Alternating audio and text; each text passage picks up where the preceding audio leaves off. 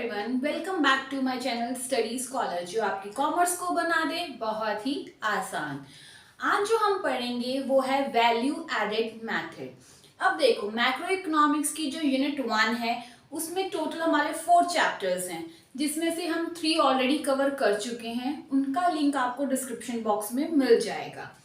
आज जो हमने शुरू करना है वो है 4th chapter, measurements of national income. ये जो चैप्टर है ये बच्चों को थोड़ा सा कॉम्प्लिकेटेड लगता है, क्योंकि इसमें बहुत सारे न्यूमेरिकल्स हैं, बहुत सारे फॉर्मूले हैं। बट हम इस चैप्टर को स्किप भी नहीं कर सकते, क्योंकि एग्जाम में इस चैप्टर में से डेफिनेटली एक क्वेश्चन पूछा जाता है, चाहे फिर वो न्यूमेरिकल हो तो चाहे फिर वो थ्योरेटिकल क्वेश्चन हो। तो अब क्या किया जाए, तो अब हम इस चैप्टर को डिटेल में पढ़ेंगे और स्टेप बाय स्टेप पढ़ेंगे, सो दैट इसके जो सारे कॉन्सेप्ट है वो आपके लिए बहुत ही आसान हो जाए और आपको इजीली समझ आ जाए। तो चलो अब हम स्टार्ट करते हैं।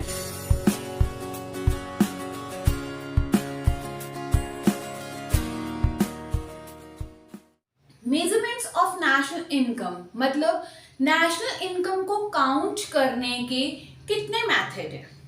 अगर हम बात करें तो नेशनल इनकम को काउंट करने के टोटल 3 मेथड्स हैं, value added method, income method and expenditure method.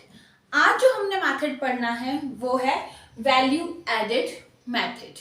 अब ये वैल्यू एडेड का मतलब क्या है, मतलब जानने से पहले आप ये देखो, मैंने वैल्यू एडेड मेथड के आगे लिखा है GVA eight market price and GDP at market price. इसका मतलब क्या है, इसका मतलब है कि जब हम न्यूमेरिकल सॉल्व कर रहे हैं वैल्यू एडेड मेथड से, तो जो वैल्यू हमारे सामने आएगी सबसे पहले या कैलकुलेट हम करेंगे वो GDP एट मार्केट प्राइस होगी, या उसे हम gross value added at market price कहेंगे। क्लियर। अब जैसे मैंने अपनी पिछली वीडियोस में आपको बताया है कि हम नेशनल इनकम को net national product at factor cost भी कहते हैं, मतलब net national product at factor cost is also known as national income. Similarly आप कह सकते हो कि जब हम वैल्यू एडेड मेथड यूज कर रहे हैं तो value added method is also known as GDP at market price और gross value added at market price. Clear है। जब आपको ये स्कूल में टॉपिक करवाया जाएगा तो मैम आपको इसके अदर नेम्स भी बताएंगे, मतलब वैल्यू एडेड मेथड के और भी 4-5 नाम हैं, ये आपको स्क्रीन पे नजर आ रहे होंगे। इन 5 नामों को भी आपने अच्छे से लर्न करना है, जैसे कि product method, inventory method, industrial origin method. ये सारे नाम आपको अच्छे से लर्न रखने हैं। क्यों? क्योंकि एग्जाम में कई बार क्वेश्चन आ जाता है calculate national income by using industrial origin method. तो बच्चों को लगता है अरे हमने तो ये मेथड पढ़ा ही नहीं है, बट वो मेथड वैल्यू एडेड मेथड ही कहलाता है। तो आपको ये सारे नेम्स याद रखने हैं, सो दैट अगर एग्जाम में कोई भी क्वेश्चन आए किसी भी नेम से तो हम उनको सॉल्व कर सकें। क्लियर। अब आते हैं हम इसके मीनिंग पे। वैल्यू एडेड का मतलब क्या होता है। वैल्यू एडेड का मतलब है कि जब हम किसी गुड को प्रोड्यूस करते हैं, मतलब जब कोई गुड बनाया जाता है, तो जब वो हर स्टेज से पार होगा, पास ऑन होता है, तो कुछ वैल्यू उसमें ऐड हो जाती है। तो वही जो वैल्यू ऐड हो रही है उसे ही हम कहते हैं वैल्यू एडेड, या उसी वैल्यू एडेड के नाम पर ही इस मेथड का नाम वैल्यू एडेड मेथड रखा गया है। इसे एक एग्जांपल से समझते हैं। फॉर एग्जांपल, मैं मार्केट से आटा और चीनी लेके आई।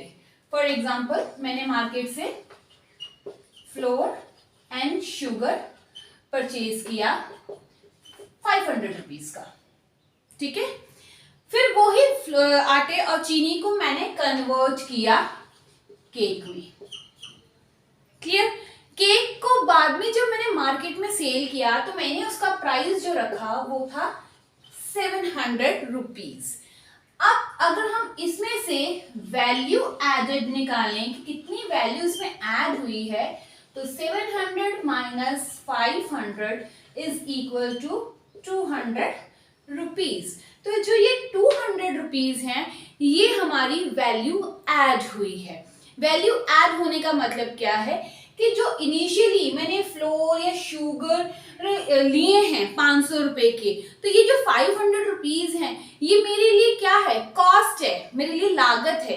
ये जो 500 रुपए हैं ये पहले मैंने खर्च किए हैं, मेरी जेब से गए हैं, क्लियर। फिर उनको मैंने कंज्यूम किया, उनको as a raw material use किया और मैंने एक प्रोडक्ट बनाया केक और उसको मार्केट में सेल किया 700 में।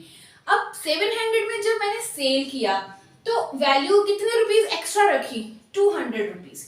क्यों? क्योंकि जब मैं रॉ मटेरियल लेके आई उसके बाद मैंने उसमें अपने स्किल्स डाले, क्रिएटिविटी डाली, अपना हार्ड वर्क डाला और उस रॉ मटेरियल को कन्वर्ट कर दिया केक में। अब यही 200 रुपीज जो हैं ये क्या है, ये 200 रुपीज जो मैंने क्रिएटिविटी, स्किल्स या हार्डवर्क किया है उसका रिवॉर्ड है कि मैंने जो मेहनत की है मुझे उसका भी तो इनाम मिलना चाहिए। तो ये 200 रुपीज वही है। तो मैंने क्या किया, जो रॉ मटेरियल था उसको कन्वर्ट किया प्रोडक्ट में और उसमें अपनी मेहनत का भी रिवॉर्ड जोड़ दिया। तो वो जो मेहनत का रिवॉर्ड जुड़ता है उसे ही हम कहते हैं वैल्यू एडेड। कितनी भी वैल्यू हम ऐड कर सकते हैं according to the product, clear है। अब हम जब वैल्यू एडेड मेथड पढ़ते हैं तो इसके जब न्यूमेरिकल आएंगे तो उसका जो फॉर्मूला होता है सॉल्व करने का, तो सबसे पहले क्या हम करेंगे, वैल्यू एडेड मेथड में gross value added at market price is equal to value of output minus intermediate cost भी आप लिख सकते हो, कंजम्पशन भी लिख सकते हो, इंटरमीडिएट कंजम्पशन और कॉस्ट। अब ये वैल्यू ऑफ आउटपुट क्या है, इंटरमीडिएट कंजम्पशन क्या है। अब देखो ये जो एग्जांपल मैंने लिया है इसमें मैं फ्लोर और शुगर लेके आई। ये फ्लोर और शुगर जब मैंने खरीदा तो मैंने पहले खुद पैसे खर्च किए, ये मेरे लिए लागत है, कॉस्ट है ये मेरी। तो ये जो 500 रुपए गए हैं मेरे जेब से गए हैं और इनको मतलब इस आटे और चीनी को मैंने as a raw material use किया है। तो यही जो आटा और चीनी है इसी को हम कहते हैं इंटरमीडिएट प्रोडक्ट और ये 500 रुपीज जो हैं ये है intermediate cost, clear. Intermediate cost कौन सी होती है, वो पैसा जो हम रॉ मटेरियल पर खर्च करते हैं ताकि हम उससे नया प्रोडक्ट बना सके। तो इंटरमीडिएट कॉस्ट कौन सी हो गई, यहाँ पर फ्लोर और शुगर मेरे इंटरमीडिएट प्रोडक्ट हैं और 500 रुपीज मेरी इंटरमीडिएट कॉस्ट हो गई। अब वैल्यू ऑफ आउटपुट, आउटपुट क्या है, इस रॉ मटेरियल को यूज करके मैंने क्या बनाया, केक। ये जो केक है this is our output, clear. ये हमारा आउटपुट है या प्रोडक्ट है। अब इसकी वैल्यू कितनी रखी गई, ये जो 700 रुपीज है this is value of output, clear. तो ये जो 700 रुपीज है ये क्या है, value of output. Intermediate consumption समझ आ गया कि वो पैसा, वो कॉस्ट जो हम रॉ मटेरियल खरीदने के लिए खर्च करते हैं। वैल्यू ऑफ आउटपुट, जो नया प्रोडक्ट बनाया है उसका जो प्राइस रखा गया है वो हमारा होता है वैल्यू ऑफ आउटपुट। जब हम इन दोनों को सब्ट्रैक्ट कर देते हैं, माइनस करते हैं, तो जो ये वैल्यू हमारे पास आई है this is equals to GDP at market price और gross value added at market price, clear है। अब जब न्यूमेरिकल आएगा तो उसमें एक ट्विस्ट आ जाता है। वो ट्विस्ट क्या है कि कभी भी न्यूमेरिकल में आपको डायरेक्टली ये वैल्यू नहीं दी होगी कि value of output is equal to this and intermediate consumption is this, आप इनको माइनस करो और आंसर निकालो, नेवर। अब यहाँ पर क्या होगा, यहाँ पर होगा कि वैल्यू ऑफ आउटपुट की जगह पे कुछ और वेरिएबल्स यूज किए होंगे और हम उससे वैल्यू ऑफ आउटपुट निकालेंगे। अब वैल्यू ऑफ आउटपुट हम कैसे निकाल सकते हैं, value of output is equals to sales plus delta S. This delta S is equal to change in stock. Clear? अगर हमारे को क्वेश्चन में वैल्यू ऑफ आउटपुट नहीं दी है तो वहां पर हमें सेल्स गिवन होगी और चेंज इन स्टॉक गिवन होगा. हमने उन दोनों को प्लस कर देना है, वो हमारे पास वैल्यू ऑफ आउटपुट आ जाएगी. उस वैल्यू ऑफ आउटपुट में से फिर हम इंटरमीडिएट कंजम्पशन माइनस कर देंगे. क्लियर? अब क्वेश्चन में थोड़ा सा और ट्विस्ट आ सकता है. अब वो ट्विस्ट क्या है? हो सकता है कि जो मैंने ये प्रोडक्ट बनाया है केक, वो उसकी डिमांड डोमेस्टिक तो थी, अब एब्रॉड से भी उसकी डिमांड आनी शुरू हो गई. मतलब बाहर के लोग भी ऑर्डर प्लेस कर रहे हैं. तो मैं क्या करूंगी कि अब मैं केक जो अपने लोगों के लिए अपनी डोमेस्टिक कंट्री में सेल कर रही थी, अब मैं वही प्रोडक्ट बनाकर मैं बाहर भी सेल करना शुरू कर दूंगी. मतलब बाहर भी एक्सपोर्ट कर रही हूं मैं. तो अब मेरी सेल क्या हो गई? इंक्रीज हो गई. मतलब मैं अपने लोगों को तो सेल कर ही रही हूं, साथ में मैं बाहर भी भेज रही हूं. तो इस केस में क्या हो जाएगा? तो मेरी सेल क्या होगी?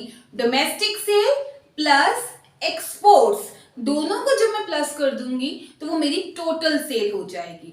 ऐसे केस में क्या होगा? वैल्यू ऑफ आउटपुट जो है, वैल्यू ऑफ आउटपुट जो है वो किसके इक्वल होगी? Domestic sale plus exports plus delta S. Clear? क्योंकि अब मेरी एक्सपोर्ट इंक्रीज हो गए ना, मेरे अब्रॉड में भी सेल करना शुरू कर दिया तो मेरी सेल इंक्रीज हो गई. यहां पर एक चीज याद रखना कि जब भी न्यूमेरिकल आएगा वहां पर डोमेस्टिक सेल लिखा हो तो ही हम एक्सपोर्ट को प्लस करेंगे. क्लियर? अगर सिर्फ और सिर्फ सेल लिखा हुआ है और एक्सपोर्ट भी गिवन है तो हमने एक्सपोर्ट को कंसीडर नहीं करना है, क्योंकि सेल का मतलब है टोटल सेल, चाहे फिर वो इंडिया में की हो या फिर आउटसाइड की हो. क्लियर? अब थोड़ा सा अगर एग्जामिनर और ट्विस्ट लाना चाहता है और बच्चों को और परेशान करना चाहता है तो फिर वो क्या करेंगे? वो इसको थोड़ा सा और कॉम्प्लिकेटेड बनाएंगे. वो क्या करेंगे? ना डोमेस्टिक सेल देंगे, ना ही एक्सपोर्ट देंगे, ना ही वैल्यू ऑफ आउटपुट देंगे. वो देंगे हमें प्राइस एंड क्वांटिटी. ठीक है? अब फॉर एग्जाम्पल मेरी कोई चीज है, उसका जो प्राइस है वो है 50 रुपीज और जो कंज्यूमर है वो मेरे से 30 यूनिट्स परचेज करता है. ठीक है? तो उस केस में मेरी सेल क्या होगी? तब मेरी सेल्स होगी price multiply by quantity. 50 multiply by 30, 1500 rupees. उस टाइम पे 1500 जो है वो मेरी सेल होगी. अब ये जो 1500 सेल आई है ये कैसे निकाली? प्राइस को क्वांटिटी से मल्टीप्लाई किया. ठीक है? अब एक और एग्जांपल देखो. आपको आपकी मदर कहती है कि जाओ बाजार से जाके 2 किलो आलू लेके आओ. ठीक है? आप शॉप में जाते हो, शॉप वाले से पूछते हो कि भाई 1 किलो आलू का प्राइस क्या है, तो वो कहता है 20 रुपए है. ठीक? तो आप कहते हो 2 किलो दे दो. तो क्या आप उसको 20 रुपए देते हो? नहीं. आप कितने देते हो? 40 रुपए. तो आपने क्या किया? प्राइस कितना था? 20 रुपीज. क्वांटिटी आपने कितनी परचेज की? 2 kg. प्राइस को क्वांटिटी से मल्टीप्लाई कर दिया तो 40 रुपीज पे किए. वो जो 40 रुपीज है उस पर्सन की सेल हो गई. सिमिलरली जब हम प्राइस और क्वांटिटी को मल्टीप्लाई कर देते हैं तो हमारे पास सेल की वैल्यू आ जाती है. तो इस केस में जब प्राइस और क्वांटिटी गिवन होगी तो वैल्यू ऑफ आउटपुट किसके इक्वल होगा? Value of output is equals to price into quantity. Sale हो गई हमारी प्लस डेल्टा एस. क्लियर? अब हम आते हैं चेंज इन स्टॉक पे. ये चेंज इन स्टॉक की वैल्यू अगर तो क्वेश्चन में डायरेक्टली गिवन है तो बहुत ही बढ़िया है, ठीक है। बट अगर क्वेश्चन में डायरेक्टली वैल्यू नहीं गिवन है तो क्या होगा, वहां पर हमारे को क्लोजिंग स्टॉक और ओपनिंग स्टॉक गिवन होगा, ठीक है। और हम उन दोनों को सब्ट्रैक्ट कर देंगे, तो जब हम उन दोनों को माइनस करेंगे तो हमारे पास वैल्यू आएगी चेंज इन स्टॉक की। क्लियर? अब आ जाओ, अभी तक हमने वैल्यू ऑफ आउटपुट को पढ़ा कि वैल्यू ऑफ आउटपुट को हम ऐसे भी निकाल सकते हैं, ऐसे भी निकाल सकते हैं, इस तरीके से भी निकाल सकते हैं, और क्लोजिंग स्टॉक और ओपनिंग स्टॉक को माइनस करके चेंज इन स्टॉक निकाल सकते हैं। अब हम आते हैं इंटरमीडिएट कंजम्पशन पे। अभी तक जो मैं ये फ्लोर और शुगर खरीद रही थी और इससे सामान बना रही थी वो मेरी इंटरमीडिएट कॉस्ट थी, ठीक है। तो अगर तो मैं सिर्फ डोमेस्टिक रीजन से खरीद रही हूँ और बनाकर सेल कर रही हूँ, कहीं भी सेल करूँ, चाहे अब्रॉड में सेल करूँ चाहे डोमेस्टिक कंट्री में सेल करूँ, तो मैं डायरेक्टली इसकी वैल्यू 500 रुपीज ऐड कर दूंगी। क्लियर? बट अगर मेरे को डिमांड करते हैं लोग कि केक में चॉकलेट फ्लेवर भी लेके आया जाए, उसमें वेफर्स लगाए जाएं, कुछ नई नई चीजें उसमें ऐड की जाएं, तो हम क्या करेंगे, मैं क्या करूंगी, एज अ प्रोड्यूसर मैं रॉ मटेरियल और परचेज करूंगी। हो सकता है वो रॉ मटेरियल मुझे अपनी कंट्री से ना मिले, मैं कहीं बाहर की कंट्री से इंपोर्ट करवाऊं। मैंने कोई चॉकलेट फ्लेवर के चिप्स मंगा लिए, वेफर्स मंगा लिए, तो वो चीज मैं बाहर से इंपोर्ट करूंगी। तो जब मैंने बाहर से सामान इंपोर्ट करवाया तो मेरा अब रॉ मटेरियल का जो कॉस्ट थी वो बढ़ गई। तो अब क्या होगा, तो मेरी इंटरमीडिएट कॉस्ट किसके इक्वल हो जाएगी, कि जो मैंने कंट्री से खरीदा और जो मैंने बाहर से इंपोर्ट करवाया वो टोटल कर दिया जाए तो वो क्या बन जाएगा, मेरा इंटरमीडिएट कंजम्पशन। तो इंटरमीडिएट कंजम्पशन का फॉर्मूला क्या हो जाएगा, इंटरमीडिएट कॉस्ट किसके इक्वल हो जाएगी, वो हो जाएगी डोमेस्टिक परचेज। याद रखना यहाँ पे सेल नहीं आएगा, परचेज आएगा, क्योंकि आप उसको एज अ रॉ मटेरियल खरीद रहे हो, प्लस इंपोर्ट्स कि आपने कुछ उसमें इंपोर्ट्स वाला सामान भी ऐड कर दिया, जैसे मैंने वेफर्स एग्जांपल लिए, कोई भी और चीज उनको मैंने ऐड किया और बनाया एंड देन सेल किया। तो उस केस में क्या होगा, हमारी इंटरमीडिएट कॉस्ट जो है वो डोमेस्टिक परचेज प्लस इंपोर्ट्स के बराबर होगी, ठीक है। अब ये देखो, आपको ये देखने में थोड़ा सा कॉम्प्लिकेटेड लग रहा होगा, बट जब हम इसके न्यूमेरिकल सॉल्व करेंगे तो ये उतना ही आसान हो जाएगा। ये हमें अभी फॉर्मूले दिख रहे हैं इसलिए हमें लगता है हम सॉल्व नहीं कर पाएंगे, बट जब आप इसको न्यूमेरिकल में करेंगे तो बहुत ही इजीली ये सम सॉल्व होता जाएगा। क्लियर है? एक बार मैं फिर से रिपीट कर देती हूँ कि वैल्यू ऑफ आउटपुट में से जब हम इंटरमीडिएट कॉस्ट माइनस करेंगे तो हमारे पास gross value added at market price आएगा। Most probably value of output नहीं गिवन होता क्वेश्चन में, सेल्स और चेंज इन स्टॉक गिवन होता है, तो हम उन दोनों को प्लस कर देंगे तो वो हमारा वैल्यू ऑफ आउटपुट बन जाएगा। अगर उसको क्वेश्चन को और कॉम्प्लिकेटेड किया होगा तो डोमेस्टिक सेल और एक्सपोर्ट गिवन होंगे तो हम उन्हें प्लस कर देंगे and then change in stock, again हमारे पास वैल्यू ऑफ आउटपुट की आंसर आ जाएगा। Next is value of output और कैसे निकाल सकते हैं, अगर हमें डायरेक्टली सेल्स ना दी हो, एक्सपोर्ट्स ना दिए हो, तो हमें प्राइस और क्वांटिटी गिवन होगी, हम उनको मल्टीप्लाई करेंगे, चेंज इन स्टॉक ऐड करेंगे एंड देन वैल्यू निकालेंगे, ठीक है। चेंज इन स्टॉक कैसे निकलेगा, closing stock minus opening stock, and intermediate cost कैसे होगी, डोमेस्टिक प्लस इंपोर्ट्स, ठीक है। चलिए अब हम न्यूमेरिकल करते हैं। अब हमसे क्या पूछा गया है, calculate national income. National income को हम क्या कहते हैं, एनएनपी एट फैक्टर कॉस्ट, मतलब हमें एनएनपी एट फैक्टर कॉस्ट की वैल्यू निकालनी है। जब भी न्यूमेरिकल सॉल्व करना है, टिप नंबर 1, फॉर्मूला हमने लिखना है, फॉर्मूला इज मस्ट। अगर आप फॉर्मूला लिखते हो और फिर सम सॉल्व करते हो तो आपके मार्क्स नहीं कटेंगे, ठीक है। बट अगर आप पूरा क्वेश्चन सॉल्व करते हो और फॉर्मूला नहीं लिखते हो तो आपके मार्क्स कट जाएंगे, आपका 1 मार्क्स कटेगा, ठीक है। तो फॉर्मूला इज मस्ट। बट ऐसा भी मत सोचो कि आप क्वेश्चन में सिर्फ फॉर्मूला लिख के आ जाओ तो आपको मार्क्स मिल जाएंगे। फॉर्मूले के मार्क्स ऐसे नहीं मिलेंगे जब तक आप फॉर्मूला लिख के सम को सॉल्व नहीं कर लेते, ठीक है। तो चलिए हम इसे सॉल्व करते हैं। सबसे पहले हमें क्या निकालना है, हम निकालेंगे gross value added at market price. उसका फॉर्मूला क्या होता है, उसका फॉर्मूला है value of output minus intermediate consumption. अब हमने यहाँ पे वैल्यू पुट करनी है। वैल्यू ऑफ आउटपुट क्या हमें कहीं पे गिवन है? नहीं, हमें कहीं नहीं गिवन। इट मीन्स हम ये फॉर्मूला तो अप्लाई नहीं कर सकते।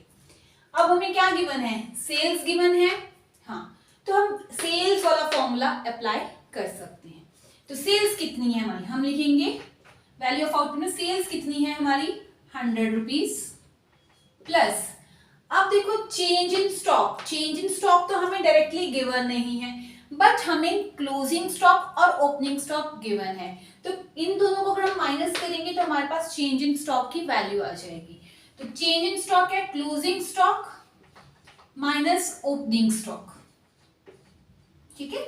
ये हमारा हो गया value of output minus intermediate consumption. Intermediate consumption ये हमारे पास गिवन है। यहां पर कितनी वैल्यू दी है 40 रुपीज, हमने यहां पे लिखना है 40। अब आप नीचे ध्यान दो, नीचे भी लिखा हुआ है परचेज ऑफ रॉ मटेरियल ₹10। जब भी आपको इस तरीके से क्वेश्चन आए, अगर तो आपको डायरेक्टली इंटरमीडिएट कॉस्ट की वैल्यू गिवन है तो आपने वही वैल्यू पुट करनी है। आपके इसके अलावा अगर आपको कुछ और, जैसे ये purchase of raw material, purchase of XYZ कुछ भी लिखा हो, हमने उसे ऐड नहीं करना है, क्योंकि ये इंटरमीडिएट कॉस्ट के अंदर ही टोटल परचेजेस की वैल्यू ऐड हो चुकी है। तो ये जो अलग तरीके से अलग अलग वैल्यूज दे देते हैं तो वो जस्ट हमें कंफ्यूज करने के लिए होती है, और हमने कंफ्यूज नहीं होना है। सिंपल फंडा है कि भाई अगर हमें इंटरमीडिएट कॉस्ट की वैल्यू डायरेक्टली गिवन है तो डायरेक्टली अप्लाई करो। क्लियर? चलो अब हम इसे सॉल्व करते हैं।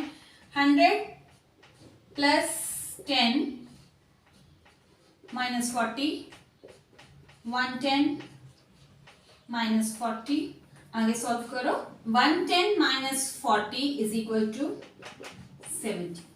हमने यहाँ पे स्टॉप नहीं होना है, इसके बाद हमने इसकी यूनिट जरूर लिखनी है। यहाँ पर आपको मेंशन की होगी, तो 70 करोड़ इज योर आंसर। अगर आप ये करोड़ नहीं मेंशन करते हो 1 मार्क्स डिडक्ट। तो टिप नंबर 2 इज ये यूनिट डेफिनेटली मेंशन करनी है, ठीक है। अब हमारे पास क्या आया है, जीडीपी एट मार्केट प्राइस। अब हमने निकालना है नेशनल इनकम। नेशनल इनकम को हम क्या कहते हैं, एनएनपी एट फैक्टर कॉस्ट।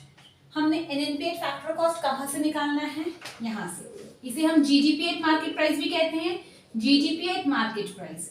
अब ग्रॉस से नेट पे जाने की, मार्केट से फैक्टर कॉस्ट पे जाने की कन्वर्जन मैंने पिछली वीडियोस में बताई हुई है। अगर आपने वो वीडियो नहीं देखी है आप चेक कर सकते हो।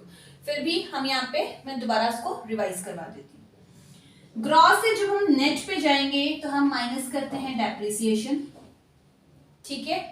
यहाँ पे डोमेस्टिक है, डोमेस्टिक से जब हम नेशनल पर आते हैं तो हम net factor income from abroad plus करते हैं। मार्केट से जब हम फैक्टर कॉस्ट पर आएंगे तो हम नेट इनडायरेक्ट टैक्सेस को हम माइनस करेंगे। अब हम वैल्यू पुट करते हैं, कितनी वैल्यू है जीडीपी की 70। डेप्रिसिएशन की वैल्यू गिवन है, यस गिवन है 30 rupees. Net factor income from abroad हमें नहीं गिवन, हम यहाँ पे 0 पुट कर देते हैं। आप 0 पुट भी कर सकते हो या आप इसे स्किप भी कर सकते हो। स्किप करने से क्या होगा, कभी कभी कंफ्यूजन हो जाती है। आप फॉर्मूला लिखो डायरेक्टली, जो चीज नहीं गिवन है उसकी जगह पे 0 पुट कर दो, कोई प्रॉब्लम नहीं है। माइनस नेट इनडायरेक्ट टैक्सेस किसके इक्वल होते हैं, ये भी मैंने आपको अपनी पिछली वीडियो में बताया है। अगर हमें नेट इनडायरेक्ट टैक्स नहीं गिवन है तो नेट इनडायरेक्ट टैक्स इक्वल होते हैं इनडायरेक्ट टैक्स माइनस सब्सिडीज। अब यहाँ पे इंडायरेक्ट टैक्स गिवन है, यस, तो आप लिखो 20 rupees indirect tax, minus subsidy given है, नो, हम यहाँ पे 0 पुट कर देंगे। ठीक है, अब हम इसको सॉल्व करते हैं। 40 minus 20 is equal to 20 crore. This is the answer, ये हमारा है गया आंसर। चलिए अब हम दूसरा न्यूमेरिकल करते हैं। इसमें हमें क्या फाइंड आउट करना है, calculate gross value added at market price.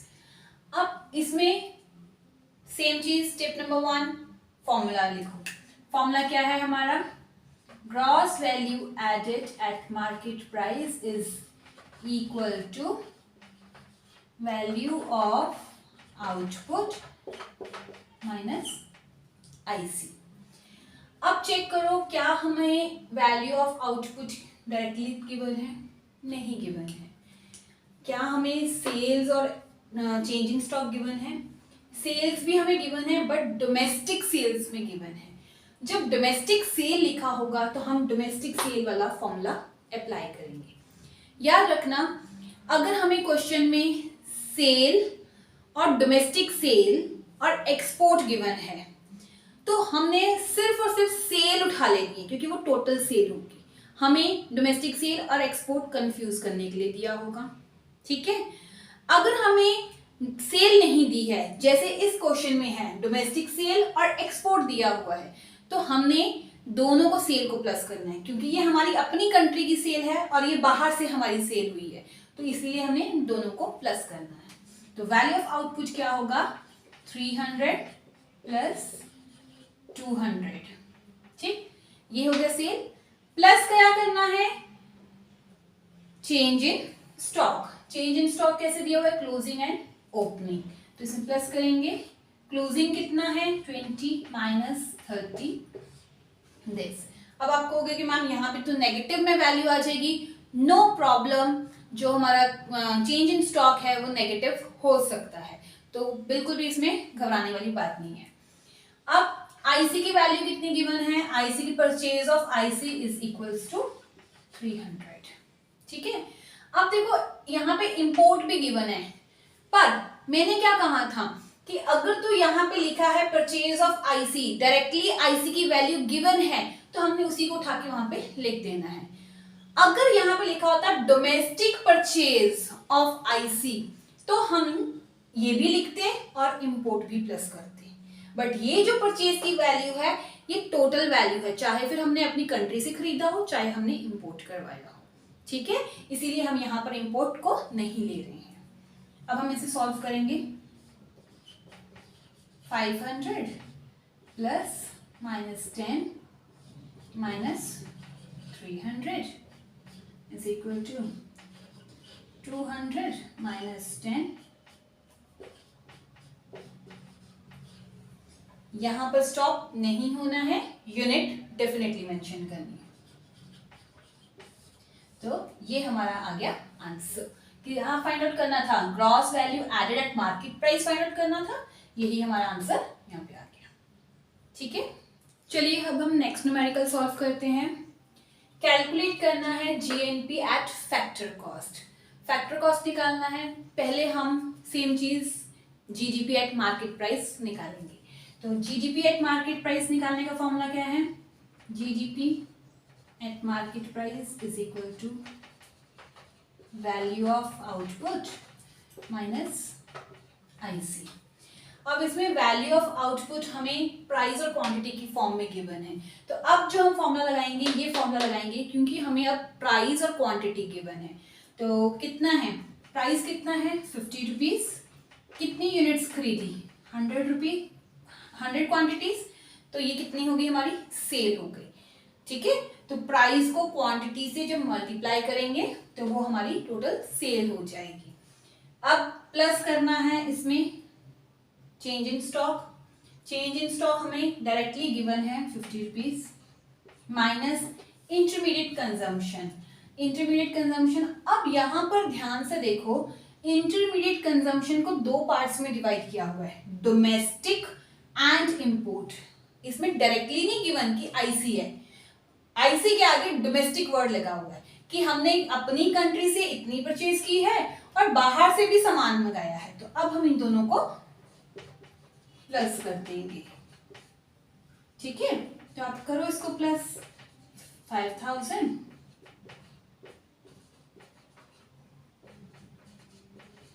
4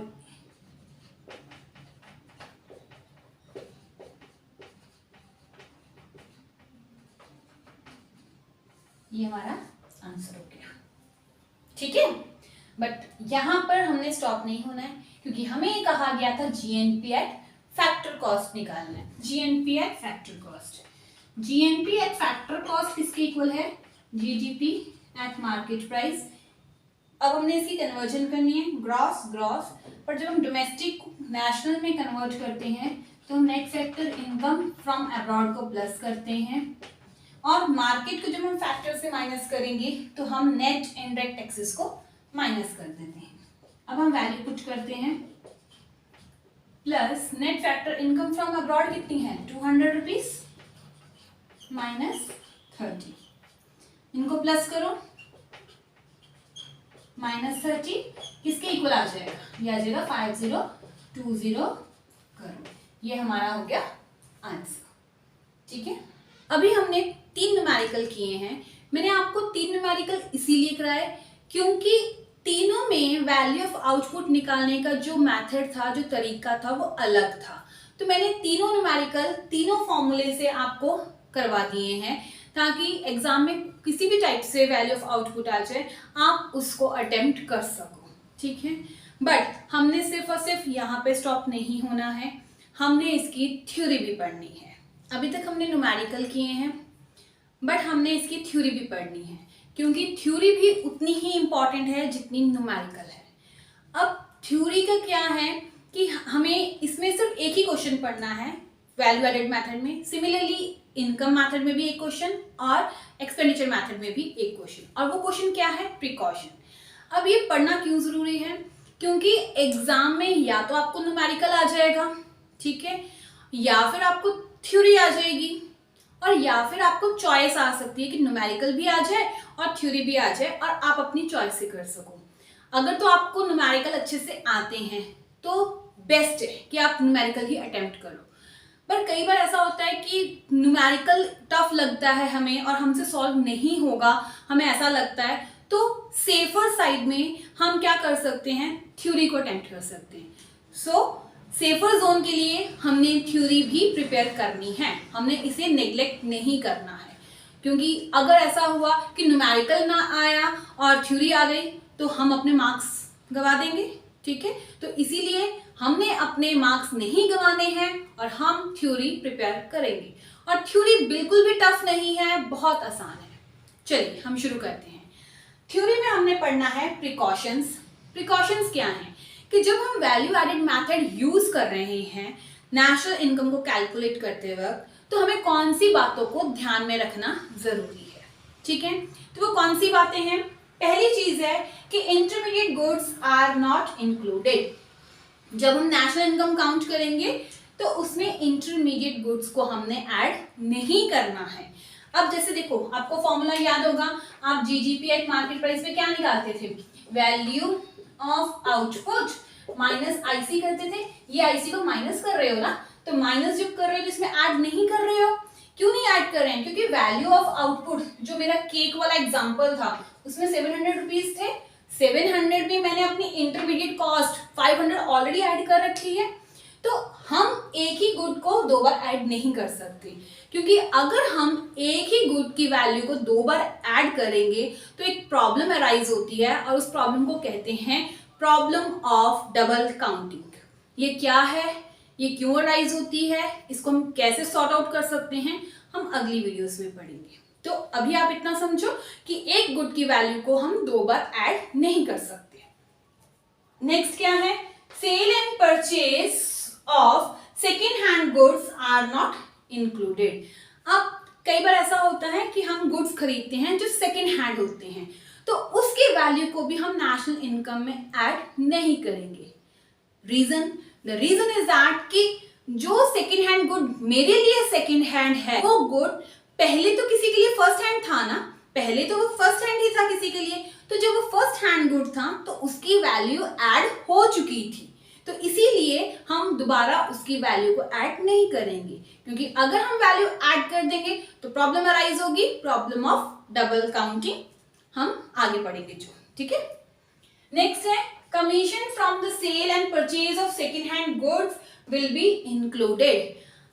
अभी मैंने आपको कहा कि जब हम रीसेल करते हैं तो उसकी वैल्यू को ऐड नहीं करते, पर उस पर से जो कमीशन अगर हमें मिलता है तो वो हम डेफिनेटली ऐड करेंगे। क्यों?